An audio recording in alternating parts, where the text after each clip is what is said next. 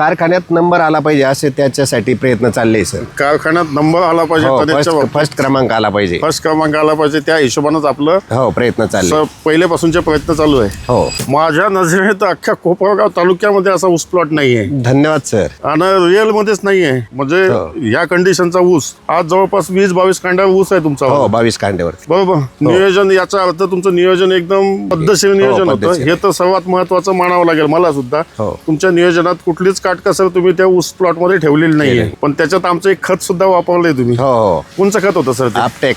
Green Uptake. Green Uptake होते. कसं वाटलंय ते नेमकं? त्याचे ते टाकल्यापासून तुम्हाला काय त्याचे अतिशय सुंदर रिझल्ट आहे. ग्रीन अपटेकचे अतिशय सुंदर रिझल्ट आहे आणि त्याचाच परिणाम आहे हा ऊसाचा सर्व. म्हणजे टाकण्याआधी आणि टाकल्यानंतर काय काय बदल जाणवले सांगता येईल आपल्याला? अतिशय क्विक आणि झटपट पिकअप होणार औषध आहे ते.